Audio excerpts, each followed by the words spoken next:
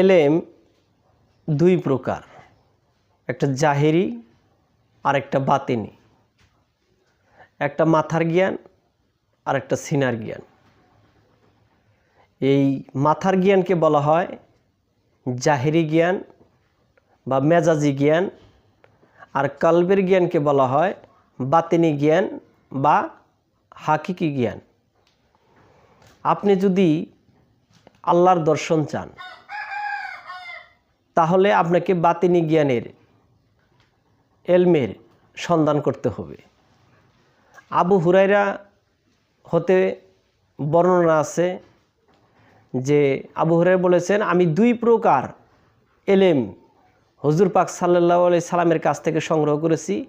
এক প্রকার এলেম আমি সবার মাঝে বিতরণ করে দিয়েছি, আরেক প্রকার এলেমের কথা, জ্ঞানের কথা যদি আমি বলতে যাই তাহলে আমার গর্দান কাটা যাবে। তে এই মাথার জ্ঞান দিয়ে আপনি কথা বলতে পারবেন, মানুষকে বুঝাইতে পারবেন, মানে মানুষকে অবাক করতে পারবেন। কিন্তু সিনার জ্ঞান দিয়ে আপনার কথা নীরব হয়ে যাবে, তখন কথা বলার মতো কিছু থাকবে না।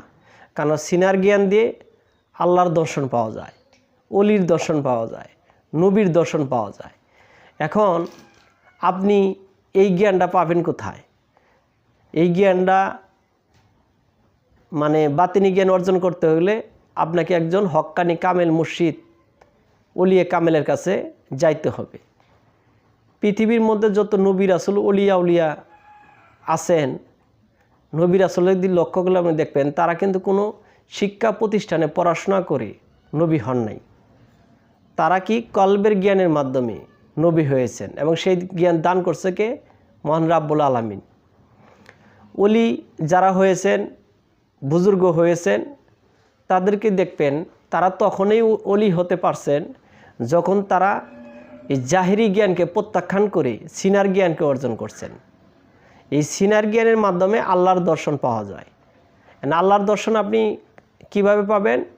যে আল্লাহর দর্শন পাইছে, আপনি তার কাছে গিয়ে শিক্ষা গ্রহণ করলে, একজন ওলিয়া কামেল মুর্শিদের কাছে বায়াত গ্রহণ করলে, আপনি তার কথা মতো চললে আপনি হয়তোবা বাতিনি জ্ঞান অর্জন করতে পারবেন।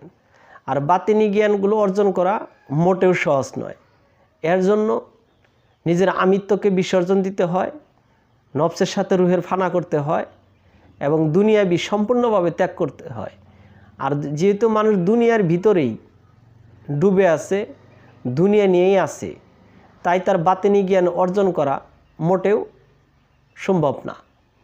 এটা গুটি কয়েক মানুষ পায়, লাখে গুটি কয়েক মানুষ পায়। আর যারা পায় তারা ওলি মুর্শিদে হক্কানি আলেমে পরিণত হয়।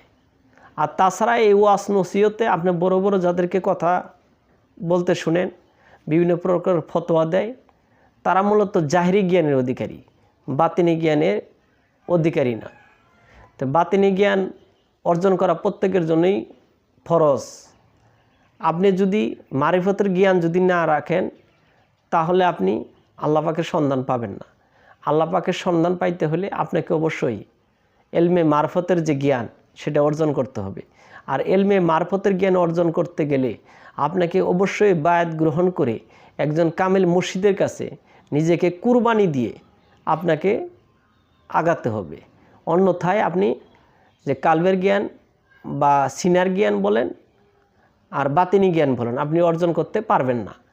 আপনার জ্ঞান অর্জন করতে গেলে আপনাকে অবশ্যই একজন কামেল মুর্শিদের কাছে নিজেকে কুরবানি দিতে হবে এবং আমিত্বকে সম্পূর্ণভাবে বিসর্জন দিতে হবে, তবেই বাতিনি জ্ঞান অর্জন করা সম্ভব। আর বাতিনি জ্ঞান কোনো পাঠ্যপুস্তকে পাওয়া যায় না, এটা সিনাই জ্ঞানটা অর্জন করতে হয়।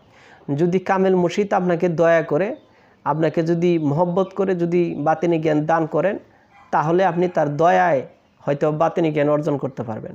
আর তিনি যদি বাতিনি জ্ঞান দান না করেন, আপনি যতই চেষ্টা করেন আপনি পারবেন না।